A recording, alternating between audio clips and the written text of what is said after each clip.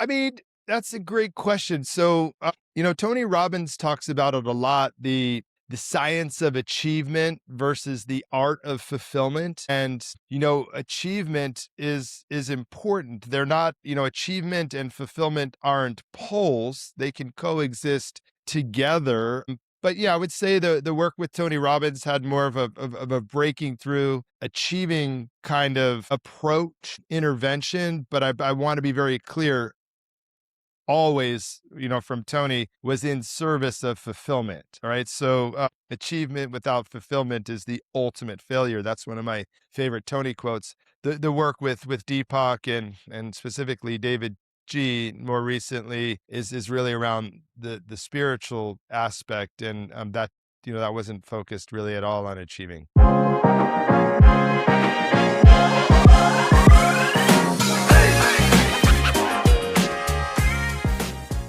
Welcome home. Welcome back to W.A.R. We're all recovering. My guest today, Neal Tricarico. For more than 20 years, Neal worked in the personal development world, helping people pursue transformation, leadership, growth, and meaningful change. Then his own life changed forever when he and his wife, Samara, lost their son Anthony to suicide. Neal's work today is not about pretending pain disappears. It is about what he calls the enduring way, learning to carry what happened while rebuilding identity, connection, courage, meaning, and purpose. We are going to talk about his work before tragedy, the beliefs that were tested afterward, the lie of closure, men and grief, spirituality, post-traumatic growth, and what it means to stop waiting for permission to live again. Neal, welcome to W.A.R, brother. It was a pleasure to have you. I'm grateful to be here, James. Thanks for having me. And what a juicy set of topics. I'm grateful to hopefully add some value together with you to your audience. Yes, sir. I know you will. And right before we start, Neal, my son, middle name is Anthony. And and so this is going to be powerful, folks. My son is autistic as well. Let's just get into it. That's great. Thanks for sharing that. I see a lot of these synchronicities in my life. And what's your son's first name? I understand His first name is Jamin. His first name is Jamin. My first name is James. So I put the N on the last, I changed the S to an N because I always wanted a boy, and it was like amen, so I was like, hey, Jamin, I like that. That's really cool. Thank you, sir. And I appreciate you being here again. Your story is deeply personal to me. And, like I said, my son is 14. He's autistic. And our experiences are not the same, and I would never pretend they are. But when I learned about your son, Anthony, I did not process it only as a podcast host. I processed it as a father of an autistic son. So I want to honor Anthony while also exploring the full body of your work and what you're building today. Thank you. That means a lot. It really does. Yes, sir. And as you know, to know one kid with autism is to know one kid with autism, right? It's really, there's some things that could be generalized or some very few, patterns of similarity, but that's one thing that's interesting and powerful about this diagnosis is the uniqueness of each individual's experience. Right, exactly. Okay, so before we discuss the event that changed your life, I want people to understand, who was Neal Tricarico before it all happened? Great. I really appreciate that question. So, I don't like to refer to myself in the third person, but to answer your question, Neal Tricarico before all this happened, was someone who, as described by, one of my dearest friends, is someone who loved to squeeze every ounce of joy, love, fun out of an experience, out of a moment. I'm a husband, a father. I cherish adventure with my wife, experiences with my children. When my children were younger, some of the most meaningful experiences were, the adventure guides through the YMCA and doing father-son, father-daughter camping, going snowboarding with my son, lovers weekends with my wife, and, someone who, I guess, for lack of a better word, had some level of success in his career. Grateful to have landed and befriended Tony Robbins and worked with him for parts of the last 2 decades. And as it turned out, that experience ended up being training for me for what I didn't yet know was coming. Right. And I was just picturing everything, the snowboarding and the lovers weekend. Man, you sound like a terrific guy, and you living a great life with your family, and I appreciate that. Blessed life. Still Yes, is. yes, yes, yes, sir. And you spent more than 20 years immersed in personal development and working around influential teachers like Tony Robbins. I read Deepak Chopra Hmm. and David G. I don't want to David jack G. his that I got it right, David G. Yeah, man, you're Okay. nailing it. Yeah. Yeah, so what was your role during those years, and what did the world teach you about transformation? What did these guys teach you? Yeah, man, really great question. So, it was fascinating, and not to take too much time on this, but so I came up in sales, high octane sales, late 90s, early 2000s, Silicon Valley. And it seemed that one of my gifts was influence and specifically sales. But I was a very reluctant salesperson. I didn't like coffees for closers, Gen Glary, Gen Ross, ringing the gong. Even though I was number one on every sales team I was ever on, I was really reluctant.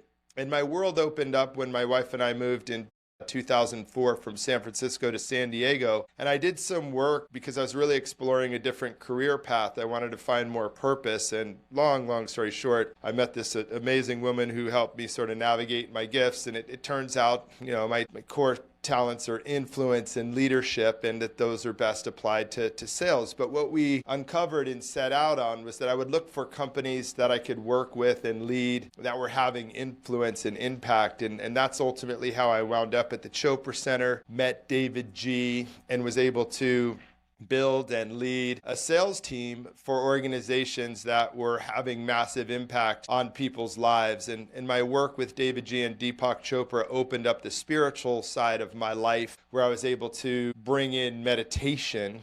And Wow. meditation, yeah, had a profound impact on calming my nervous system, kind of, Right. really helping me sort of distance the drama that was my life, as opposed to being in it, having it at arm's length, having it come across my screen. And then through that experience, I was introduced to Tony Robbins. And in 2008, when the economy hit the skids and, many entrepreneurs and CEOs were struggling, he hadn't yet developed a business event or business program, but he wanted to do something for entrepreneurs and business owners to help them that summer. So I was lent out and was on this team to have a business event called the Ultimate Business Mastery Summit. It was so successful that it became ultimately what is now known as Business Mastery with Tony Robbins. And I had a couple stints, 2 4-year stints on his executive team, leading that business, the business sales unit, and I'm grateful to be part of his chosen family and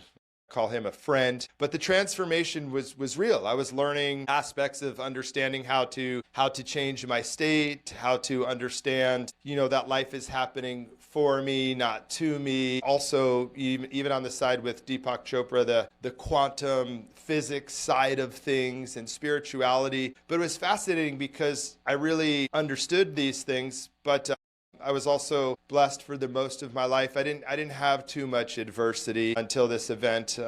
My parents separated for a couple of years in high school. I lost my best friend to cancer in 34, but I learned these Man. things. And what I came to realize is, like, I understood personal growth. I understood transformation in an intellectual way. And I saw and co-participated in clients and participants' transformational experiences. But these skills that I were developing, hadn't really yet been put to the test. So that's what I was sharing earlier. It turns out all this time I was training for something that I didn't know yet what for, and now it's pretty clear. Man, so you have just all the work you've done, you have a great and important, like a strong foundation. And you could tell you're not unfamiliar with the growth work, and you already spent years studying how people change, how identity influences behavior, and how human beings move beyond limitations. So man, that's kudos to you, brother. That's cool. And you know what? You just said something. You're in San Diego? Yes. Bro, we could have did this in person. I'm in San Diego. No way. Yeah, Yeah. we totally could. I got this Yeah. studio. You could be sitting right next to me, or me I and you. could be Where in right San Diego next are to you? you. I'm in Chula Vista, actually, in Otay Ranch area. Oh yeah. Okay. Cool. Yeah. I'm in Cardiff by the Sea, Encinitas. We're Okay. Okay. miles from each other. Well, Yeah. maybe we'll have an Yeah. opportunity to do another episode, Right. or I'll Right. have you on my show and we'll meet in Right. person. That'd be great. Yes. Yes. That would be awesome, man. Yes. Great. Great. So, what originally drew you into that work? Well, like I was sharing earlier, it was this sense of my what appeared to me my God-given talents of influence and leadership were being applied to sales, but I was so reluctant. I didn't want to be known as a salesperson. That was really a story that I had inside my head. But what drove me to personal growth was this work that I did with this woman, Joanne Martin Braun, where I discovered, quite simply and in common sense, right? A dear mentor of mine shares with me, when common sense becomes common practice, the extraordinary will happen. Well, it was like, hey, you have these gifts and talents, so instead of be reluctant, try and find a place where you can find some fulfillment. So personal growth really seemed to be a place where I could find that fulfillment, helping others grow, break through, heal from their own traumas was massively fulfilling for me, as opposed to selling some product or service or technology, which I had done before. Was some part of you trying to understand yourself as well? I know you wanted to help other people and everything, but were you trying to understand yourself and Yeah, and yeah. So, yeah, it's such a good question, James. So, I don't recall that as part of it, just being transparent, but that's precisely what happened, especially when I learned, it's because part of being involved in the Chopra Center is, you got to eat the cooking. So I learned to meditate. I became certified in meditation. So I don't think I set out with that in mind, because in all fairness, it was about 20 years ago. So, I was a lot right. younger and naive and, conquering the world kind of thing. So, but yeah, lo and behold, that's what happened. Right, I've right. learned a lot about myself. Right, exactly. Because I could see myself doing it. That's why I asked that question. And a lot Yeah, of it's a good people one. enter personal development because they want to, they want a better life. Yeah. So Yeah. yeah. Well, that's an interesting piece, because I feel, again, we discussed, I feel like I had a really blessed life. When I looked around and even, hearing myself tell the story and you feed it back about my life before, it was like cherry on the top to learn more about myself, to be exposed to these methodologies that we're talking about. It was awesome. And I also feel, I don't like the word luck per se, but very fortunate, very, very lucky that's where I wound up, because yeah, more than anything, I learned about myself, and the transformation Right. happened for me in magical ways, and that enabled me to help people in so many ways, because clearly in personal growth, it's authentic. I mean, you've got to live the work too if you're trying to help other people find their way Exactly. to the work. Exactly. Right on. Exactly. Now, before Anthony died, how would you have defined resilience? Yeah, great question. I mean, I think, I think it would have just been a lot simpler than I do now, more of like a stick to itness, a never quitting and not giving up, resilient, powering through, just a lot lighter kind of than I do now. And what about healing? How would you have defined that? How would I define it for him? No, healing. Healing. Oh, healing.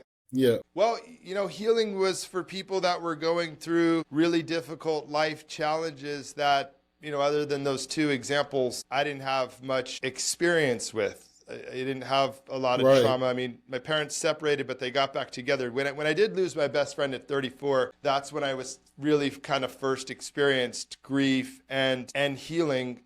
But I saw so much healing in others, because the work at both those organizations involved, numerous events where people came, and I saw healing and transformation in them. And while I would never hope to have trauma to heal from, I felt Right. so hopeful for these people, especially those who maybe have been carrying loss or pain or trauma for decades, right? I mean, that was what's most profound, is to see people who are carrying or suffering for extended periods of time come and do the work and Yeah. break through over the course of a week. Yep. And now their destiny could be shaped for the rest of their lives. They weren't being defined by their stories of loss. Right.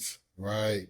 And I'm asking because, those definitions can sound clear while life remains manageable, but then something happens that tests whether our beliefs can survive real devastation, And like you Yes. said, decades, and, those people, I'm one of those people, by the way, decades of trauma, man. But that I'll save that for when I come on your show. That sounds great. I'm definitely Yes. having you. You sit right Yes, here by sir. me. Yes, sir. Definitely. Looking forward to it. So was the personal development world ever too focused on overcoming, fixing, achieving, and producing results?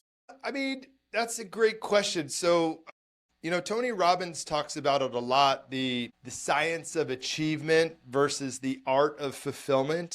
And, achievement is important. They're not, achievement and fulfillment aren't poles. They can coexist together. But yeah, I would say the work with Tony Robbins had more of a breaking through, achieving kind of approach, intervention. But I want to be very clear, always, from Tony, was in service of fulfillment. All right. So achievement without fulfillment is the ultimate failure. That's one of my favorite Tony quotes. The work with Deepak and specifically David G more recently is really around the spiritual aspect, and that wasn't focused really at all on achieving. And did it sometimes leave to, little room for pain that can't be solved? Yeah, I mean, I would say so. I mean, speaking for myself personally, actually, I haven't thought about this in some time, but I remember a year myself, my best year ever. I had made significant sums of money, a record amount of money. I think it was Christmas of, well, yeah, it was right before COVID. So Christmas of 2019. And I remember wife and kids had gone to bed, and all the gifts were out. I was just sitting on the couch around the tree, and I was like, I just had this feeling like, oh, this is my best year ever. Like my family's not without. Look at all these gifts. Everyone seems happy and healthy, but I don't know. I was emotional. I burst into tears. I felt like, gosh, is this really all there is? I felt like there would be a different kind of feeling. So yeah, I mean, just speaking for myself, I think in all this stuff, it's not entirely black and white, right? We're aware, unaware, and it's an ebb and flow, if you will. That's my wife likes to remind me of. Yeah, I'm grateful because for. I tell her my questions, Neil, for my guests, because I take a lot from you guys and I learn a lot from you guys. And like I said, I'm still healing. I'm still a work in progress. So these are things that I think of on a daily basis. My mind is always active and I'm thinking of these things. I'm like, hey, I'm going to ask my guest this, and so you giving great answers, man, because whether I like the answers or not, you'll never know, but I'll apply it to my life. Yeah. Or you could tell in my response if the answers resonate with me. But Yeah. What you put there, that distinction matters because, there are problems we could solve and there are goals we can achieve, but, there are also realities we can't reverse regardless of our mindset, discipline, or our knowledge, so. That's right. And Yeah. and there's no there in all this. And I appreciate what you're saying because, I've I don't know, it could be a couple of years now, or it's coming on a couple of years. I went back to Tony Robbins' Date with Destiny, and you define your purpose statement. And my purpose statement is, I'm a transmitter of love and wisdom, enjoying deep connection and life's moments, inspiring transformation in myself and others. And that's what I say before I drop into my meditation each morning. But point being is inspire transformation in myself and others, because if we don't have it, we can't give it. So, yes. Parentheses, these things that we do with our podcasts and shows, parentheses, selfish, because we'd be missing the whole point if we're not living the transformation ourselves. It would be inauthentic. Yes, sir. You should be a guru, man. Yeah, man. I'm feeling it. Everything you're saying. Absolutely right, man. Thank you. I've So, just, like I said, blessed with all this experience. I just have to yes, share it. I've sir. got to give it out. Thank you for that. Thank you for sharing it with us. Let's meet Anthony. Yes. Before anyone hears about how Anthony passed away, I want them to know how he lived. Who was your Yeah. son? Yeah. So, I just watched something that my wife did, an interview and she said, Anthony lived every single moment of his life. Anthony was a true blessing for my wife Samara and me. We had some difficulty conceiving, and so he was a true blessing and gift from God. Our sunshine, love, our angel baby, sweet boy. And his childhood in many ways was magical. Around 6 or 7, some things seemed to be off. We looked to have him diagnosed, and he was diagnosed with high functioning autism. And that used to be called Asperger's, and it may even be called something else now. And in some ways, that was hard for me but it was important because I had to mourn the loss of my expectations of having a son. I envisioned it being how it was going to be how it was with my dad, throwing the ball, playing team sports, coaching him, baseball, football, these kind of things. And, I guess actually as we're sitting here speaking, that was the first experience of grief or loss of that life that I expected. I'm making it about me a little bit, but what it opened up for me was, okay, it wasn't going to be what I thought. I've got to set that aside. But then I came to understand the types of things that he was interested in that we could share together. And so I feel like our childhood with him was magical. He loved to camp. He enjoyed surfing. He enjoyed fishing with his friends. He enjoyed surfing when he was little, then later snowboarding. But looking back on it, Anthony lived life like he knew his time was short. He maximized every moment, was constantly wanting to do more. And then also with the high functioning autism, his life was very black and white. And so he didn't want people to know of his diagnosis. He worked very hard to keep that from people, masking. And ultimately, as he got into his teenage years, that weight became unbearable. But and just in looking back at it, it's been a couple of years now, so obviously I'm still carrying the pain. But what I find myself leaning on a lot lately is how grateful I am for almost nearly 17 years, and I'm also grateful that I packed it in. For example, these YMCA campouts called the Adventure Guides, father son, father daughter camping. By us here, they have 8 campouts a season. Well, the idea with 8 is, you go to as few or as many as you want. But with his autism, it was like, well, there are 8, so we're supposed to go to 8. And so a lot of times, maybe I was like, it's a lot, especially when I overlapped with my daughter and I'd be camping, sometimes 2 weekends back to back in a month. But whether I was coming back from a trip abroad for work or whatever it was, or leaving a camp out, going on a trip abroad, I'm so glad that I said yes to every time he wanted to go, because I could look back on those experiences with no regret. And of course, I wish there were many, many more years as I had hoped, dreamed, expected. I'm really grateful for those nearly 17 years that we packed it in. Thank you for that. You said something that deeply resonated with me and just hit my soul, not only because my son is autistic as well. He's a teenager. My wife and I had trouble conceiving as well, and when she was told that she couldn't, conceive. And then when she did, it was like a blessing. And then it was like, I call him, my miracle baby too, my son. And that's why I named him Jamin, because it has amen in it. It was like amen, like Answered prayer. this is all God's work, Yeah. So answered prayer.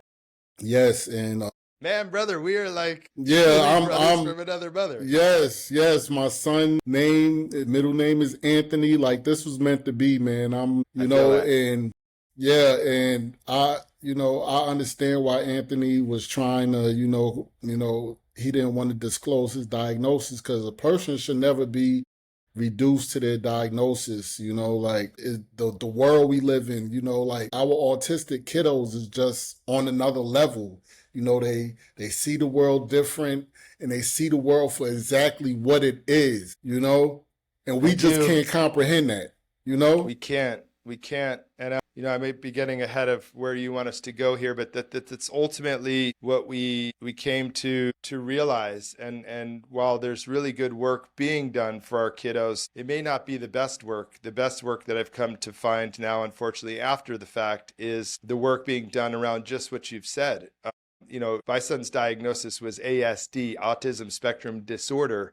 right. And I've come to meet someone who shared with us the amazing impact he's having on these kids just by removing the D. Just by removing the D, because when we name something a disorder, when we label someone, especially with something as strong as disorder, now something's wrong with them. Yes. And they Yes. need to be fixed. They need to have services to be normal. And we're not talking about you and I as adults. We're talking about precious young kids. And it hurts my heart to look back on how flippantly I just accepted that. But the best work that's being done is simply removing the D from disorder and helping these children understand that's their superpower. And it's Yes. only it's a characteristic. I have brown eyes. My Anthony had green eyes. Like, those are just differences. I'm neurotypical. Well, probably not. I'm certain I'm undiagnosed neurodiverse, I'm sure. But there's neurotypical and there's neurodiverse. And so when we help these kids understand that it's not a label or an identity, or certainly not a disorder, but a difference, Yes. like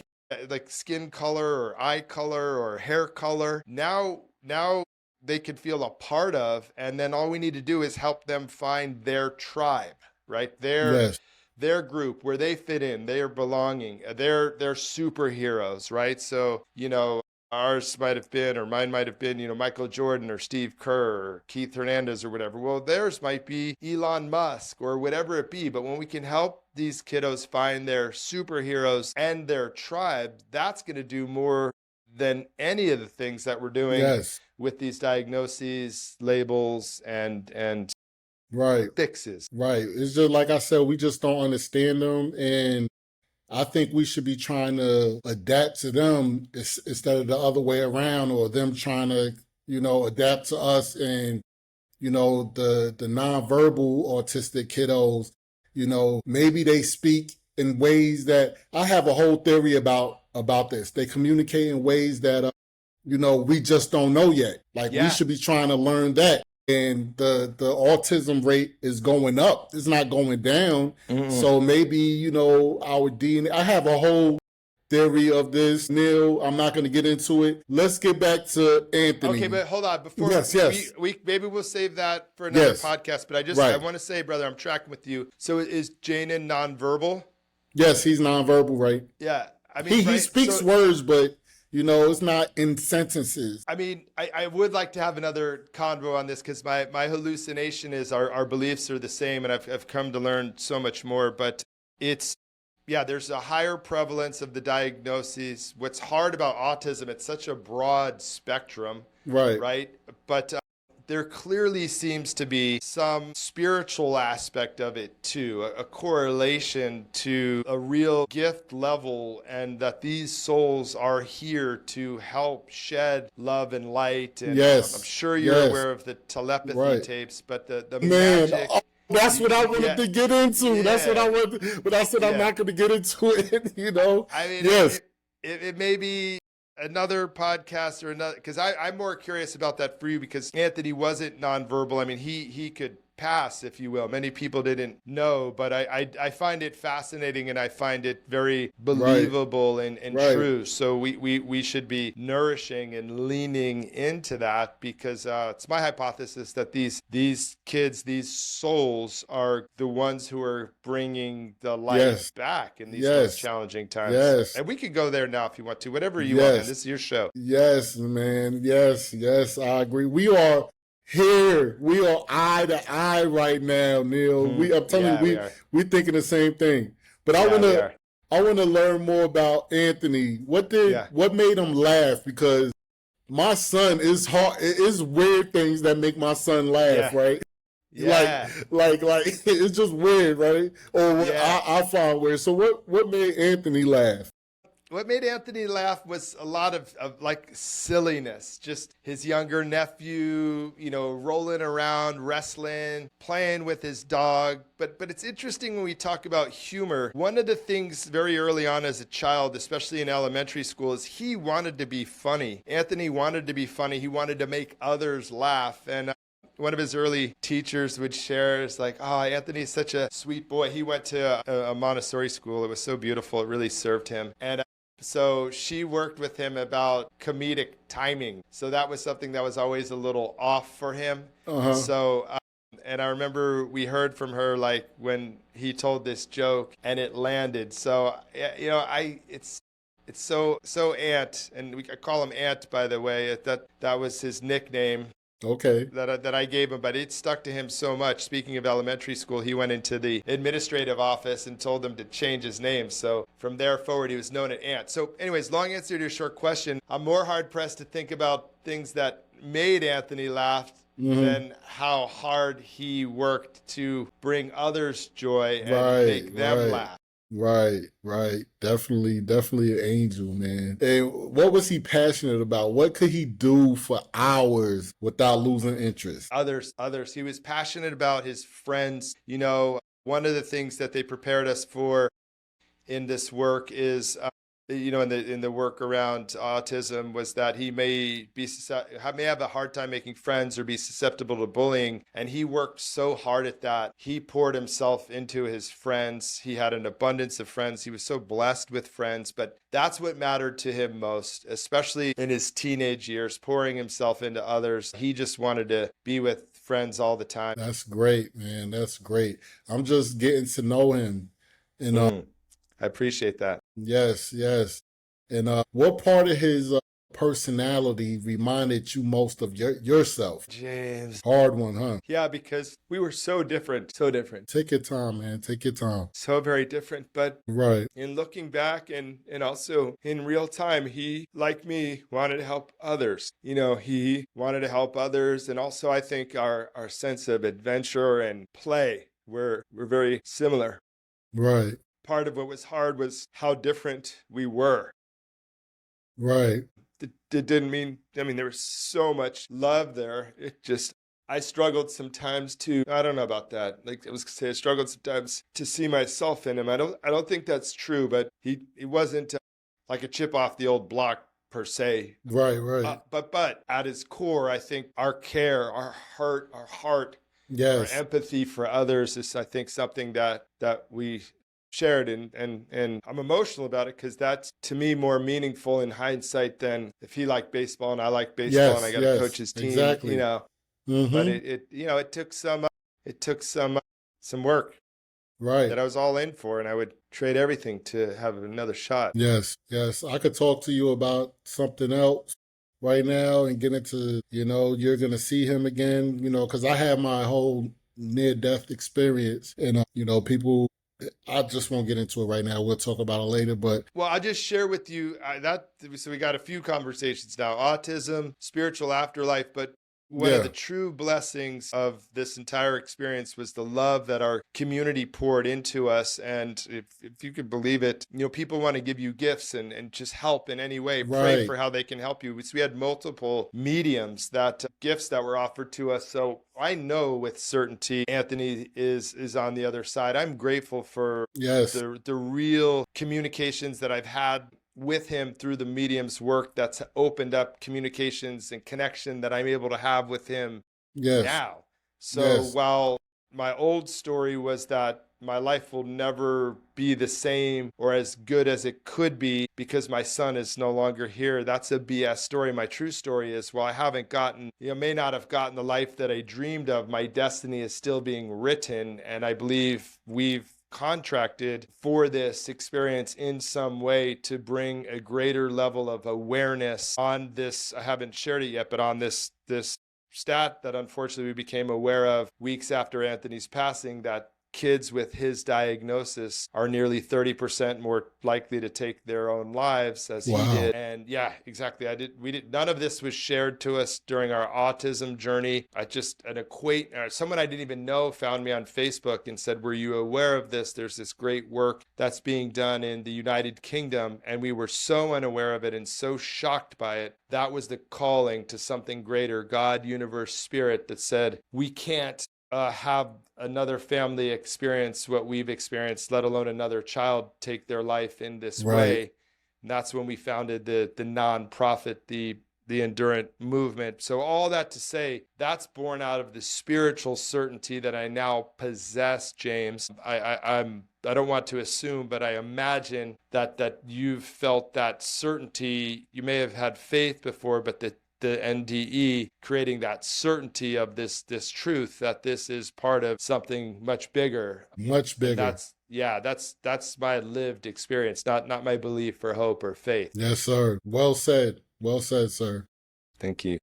What did it teach you about, determination, discipline, humor, love, or just seeing the world differently? Great. So all three of those are important. So discipline and determination were his fuel. All right. So I think it was a blessing and a curse as part of this diagnosis is that black and white thinking. So discipline and determination were core foundational values, principles, stakes of who he was. So that's why he was drawn to martial arts from a very early age, was a junior black belt. That discipline, that determination, that strategy, those step-by-step processes. And then as he got into his teenage years, got into different types of martial arts, and then ultimately Spartan races, like some Navy SEAL boot camp kind of things. He was the youngest kid to complete, one of these weekend things. And so discipline and determination were his oxygen. But I say blessing and curse because in those teenage years, and, again, that 12 to 18 window, he's 16 and a half. Unfortunately, the more he strove for and the more he achieved, the less fulfilled he felt. And I just wasn't able to help him break through those things. As it relates to, so what else is it? Humor. We talked a bit about humor. It was something that he really wanted to possess and create for himself, being funny. And then love and life was interesting. He loved so many others. And I felt his love, because autism is different with the eye contact and, the difficulties expressing emotion. But the way he laid on me, leaned on me, touched me, like I felt that love, even though the expression or their words weren't there, but in many ways, in looking back on it, that was more profound, because sometimes we say I love you to people we care about just in a conditioned way. But my concern was always to the extent to which he loved himself, because he always put others first. I mean, this was the kid, he'd be on vacation and be in New York City and go to a nice restaurant, and there'd be great leftovers that any one of us would have enjoyed late night or the next day or whatever. And every time we'd walk out, there'd be a homeless person or whatever, and like his food, any of our leftovers, that's where they went. He's truly a gift from God. Truly a gift from God. Truly. Oh, man. As and as I lost my train of thought. As Jamin's father, I've learned that autism is not one universal experience. Every autistic person has different strengths, communication needs, sensitivities, interests, and challenges, and the love part is right on the money. Like my son does the same thing. He doesn't say it, but he shows it. He lays on me and, plays with my facial hairs and, little things like that. So, you definitely feel the love. And I've never loved anybody the way I love my son, True that.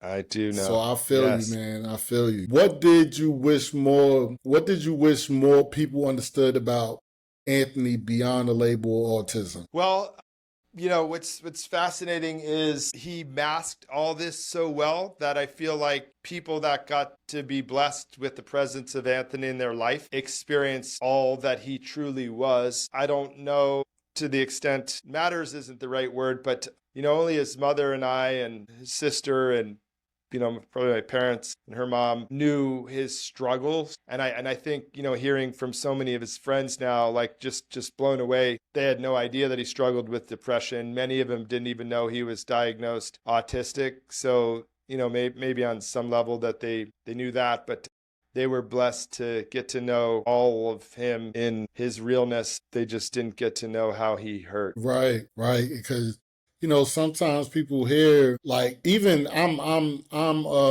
guilty of this as well. You hear an autistic young person is high functioning, so they need less support. You think of people like Elon Musk, and he's high functioning, and he's a trillionaire now. Yeah. And you Sorry just about the you just alarms. think, but outside appearance, doesn't necessarily reveal what someone's carrying internally. It's so yeah. I mean, we share that experience. Yeah. So, how did being Anthony's father change you before grief ever entered the story? You have so many good questions. So, how did being Anthony's father change me before grief ever entered the story? I would say it was the experience that I shared towards the beginning of this beautiful conversation, was when I first had to let go of my expectations of the son I thought I would raise, right? So I just expected, since I played team sports, football, baseball, and my dad coached me and we shared all that I would have this experience with my son too. And so I think the first thing that experience was really, really hard, but it was also a blessing, because now I entered a world that I had no experience in, raising an autistic child. And so I didn't have expectations. And so I just looked for opportunities to connect, finding things that we might enjoy together, and just saying yes to,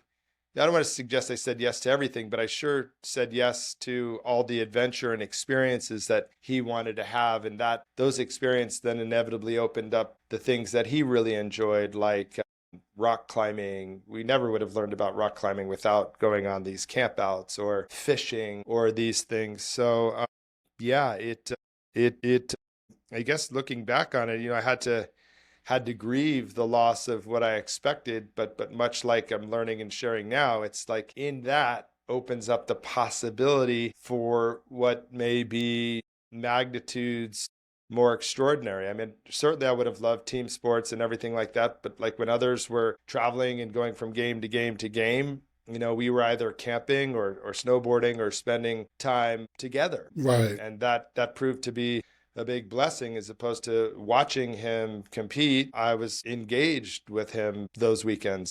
I'm so happy you got to share those moments with him. And I want to thank you so much from the bottom of my heart for sharing Ant with us and letting us get to know him. You and me both. Thank you. Thank you so much for that. And rest in peace, Anthony. And you will see him again. That's a definite. And I think that's an important piece. I know that with such certainty that's what drives me more than anything. I know the moment that Anthony and I reunite in heaven, it won't feel like a moment has passed. And Yep. when I know that to be true, why am I going to waste whatever time I have remaining here? Not in the name of I've got to live for everyone else. I got to live for my daughter. I got to live for my wife. Those things are true, but more so because my work is not yet done, and it's being driven through him from the other side of the veil now. Yes, sir. Yes, sir. I wanted to get into the closure line. The closure lie. Excuse me. Yes.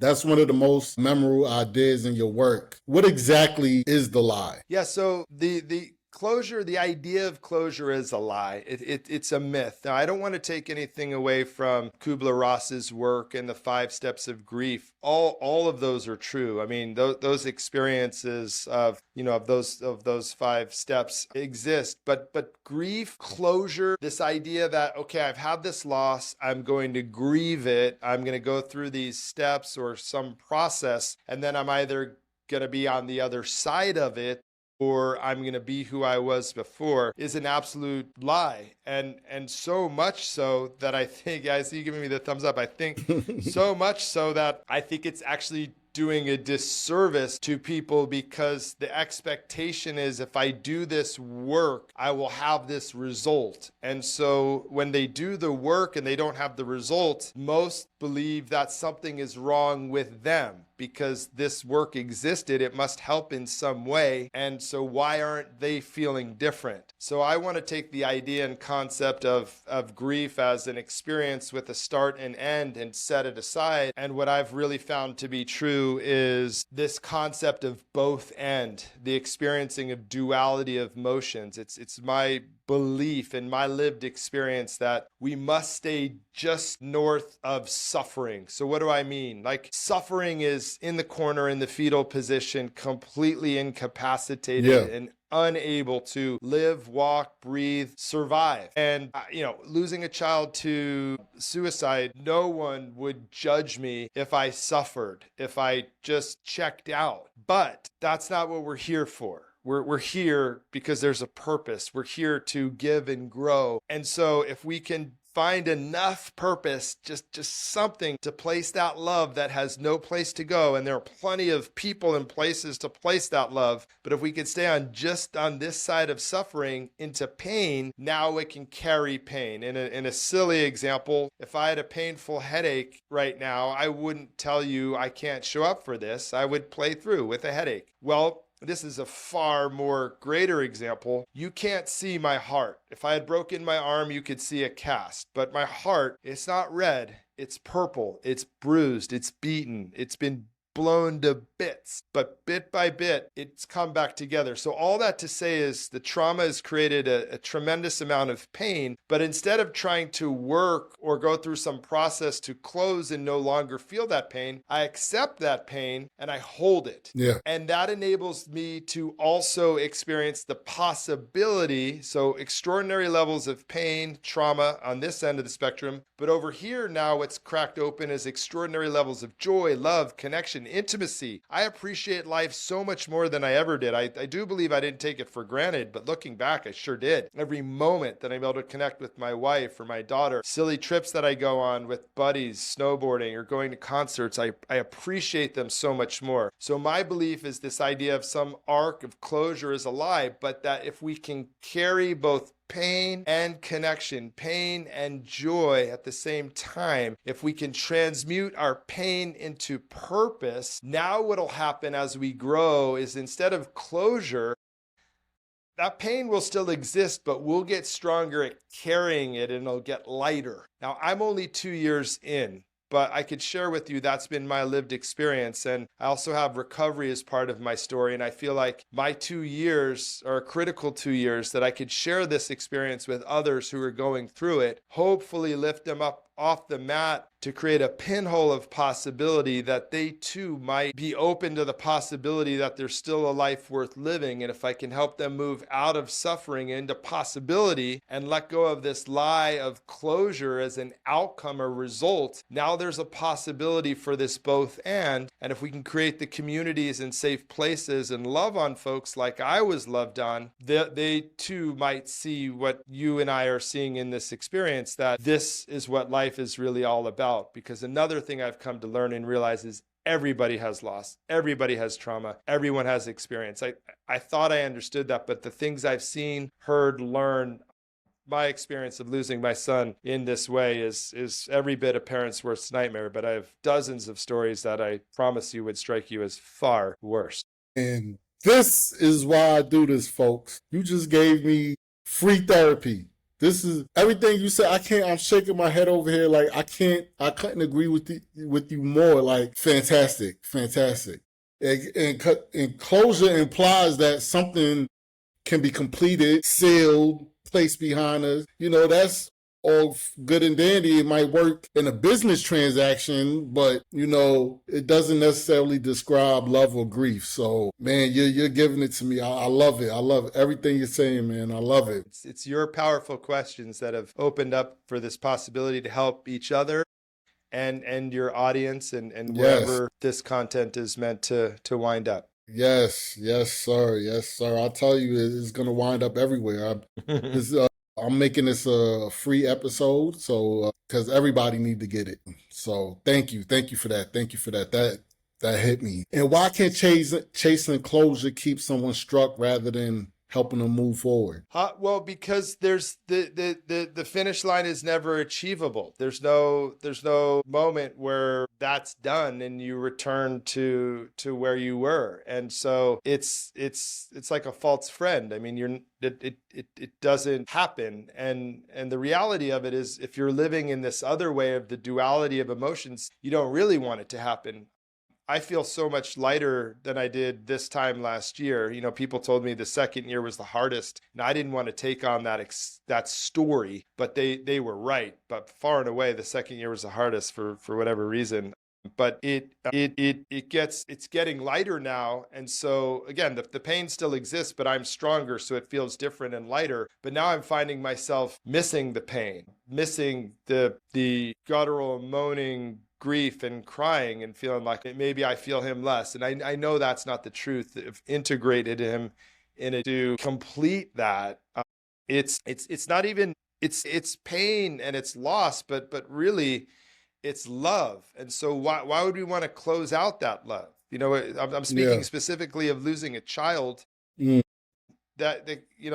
That capacity to love is that a parent has for a child, that capacity is extraordinary. And so, yeah, it's really challenging. I have all this love that, you hear has no place to go, but the capacity and that love still exists. So in the bottling up or trying to close it or move it out or go back to some place where you didn't have that capacity seems like a big mistake, in my opinion. But that love exists, and I can't pour it into my son anymore, but I can pour it into this experience I'm having with you. I can pour it into my belief that there are others out there suffering in the corner of the fetal position that don't have the community and love and support that I have, and that I could place that love that I have for Anthony into multiple people in multiple places that could potentially impact and save their lives. So Yes. why would I want to have some close or some end to the experience? It Yeah. just doesn't pass the common sense test for me. Right.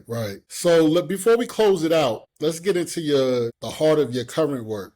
Mm-hmm. What is the Endurant Way? Yeah, so the Endurant Way is a path to help adults who have made a decision that life is still available to them and worth living, but they don't know how to break through the struggles that they've been going through. The things that they've been doing to heal from loss or tragedy aren't working. And so long story short, the Endurant Way is the methodology that I've created that I will take people through so that they can find their purpose. Because when your purpose becomes greater than your pain, you'll be compelled into action. And so in a nutshell, that's the journey, and if the name, if you will, of sharing my lived experience so that others don't have to suffer from suffer-worthy experiences, that hopefully they too can unlock the calling to something greater and transform their lives. And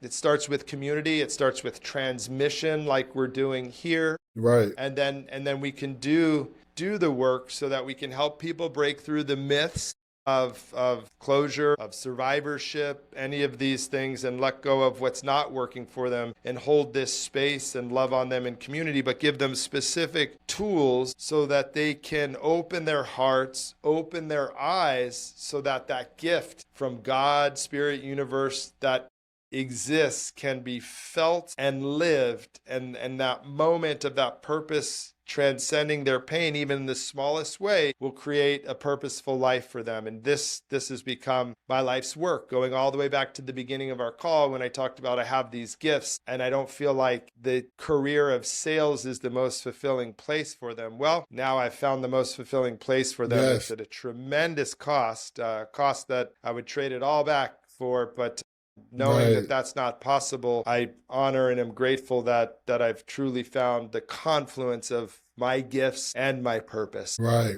You've been clear that this isn't about pretending the pain is gone. It's about creating a way forward, while at the same time acknowledging that, your life is permanently changed. Yes.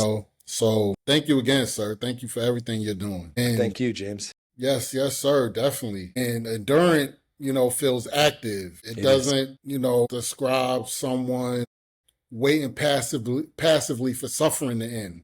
You know, Yes. to me, it describes someone learning how to carry what life is given. Mm. So I think endurant is the perfect word, man. This is your calling, man. This is your calling.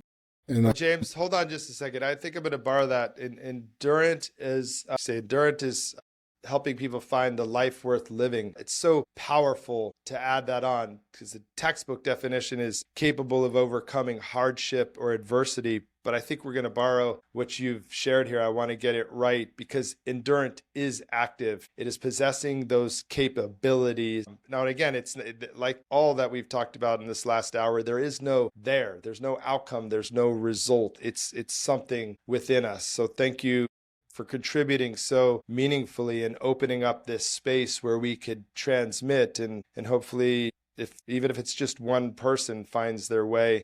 This has been valuable. Well, it's been valuable time because you and I have learned and grown from it too, but I think it's going to help others as well. right. Thank you, sir. And, Neal, man, I wish we could go on for hours and hours, man, because this is a great conversation. It is. But we're going to close, and I want to, ask you, you and Samara helped create the Endurant movement. What is its mission today? Great question. So its mission today is that we want to the Endurant movement, the nonprofit exists to ensure that no child, no youth, no teen is left unseen. And the purpose is to help, neurodivergent and neurotypical youth be seen and understand that their lives matter. And the effort is specifically around awareness is the cure. We want to help other families with this diagnosis navigate these critical years with their teens so they don't have to become one of these stats of nearly a third who end up, losing their life in this way. Right. And what do you hope Anthony's legacy changes for neurodivergent young people and their families? It is our belief that Anthony's legacy is helping these families see and understand that their children are not their diagnosis. They're certainly not the label, and they're certainly not a disorder, but that they're a meaningful, viable, impactful, valuable place in our world, and they're deserving of love, connection, inclusion, like everyone else. And my final question, what would you tell someone who believes that continuing to live fully will betray the person they lost? That's a great question. What I would tell them is, that's not my belief, and it's certainly not my lived experience, but I know it's really, really hard for you because there's so much suffering and so much pain that would be the belief. But what I would invite as an alternate possibility to consider is what would then happen when you arrive and reunite with them and you found out that was wrong, that you spent these months, these years, these decades with this belief that if I carry on, if I live not only my life to the fullest, but fuller than it was before, that you were wrong about that. And they had really hoped that this experience was the opportunity to live even fuller, to appreciate life even more. So maybe playing with that possibility because, that's your and I lived experience through your near-death experience and my connection with Anthony on the other side. We're blessed to know that with certainty, and we can't just push that on people, but to just play with the possibility that then what? Then you're going to look back with regret yourself all these past years. So if we really truly don't know or you don't believe James and I, it just seems like it might be in greater service of your lost loved one to approach this way, because I find it hard to believe that we're going to arrive there and they're going to say, man, I can't believe you didn't show the world how affected you were by me not being here and you just shut down. I mean, that just seems unlikely. Right on, right on. And living again doesn't mean that the love ended. Correct. It means, the love is being carried into the life that remains. Yes. So, right on, and I hope people will hear that. And Neal, I want to thank you from the bottom of my heart, from everything that you share with us, from, the work you're doing to sharing Anthony with us and allowing us to know Anthony as a son, a young man and a complete human being rather than reducing him to the way, his life tragically ended. And that means a lot to us. And thank you for showing us that your work is not only about grief. It's about identity and devastation. And growth. So, amen, brother. Thank you for having me on the show. This feels like just the beginning. I know I mentioned I've got to jump into something, but let's stay connected. I'd like to continue the conversation on my show, on your show. There's a lot more we can unpack together to help people. I'm honored and blessed to have met you and grateful to be on your podcast today. It means so much. Thank you. Thank you. I feel the same way. And to learn more about Neal Tricarico, the Enduring Way, and his free resources, visit nealtricarico.com. Did I get it right? Tricarico, right? Okay. Yeah, nealtricarico.com or theendurantway.com. I'm sure we'll have some stuff in the show notes, but if you or anyone you know is struggling, is suffering, please reach out. There's resources and a way, and we're here to support and help you. And listeners can also check out the Enduring Movement and his work involving autism, neurodivergence, mental health, suicide prevention, and post-traumatic growth at enduringmovement.org. That's right. That's the nonprofit, endurantmovement.org. Thank you for that shout out there as well. We need all the support we can get saving these lives. Thank you. Until next time, folks, each one reach one. It's war. We're all recovering.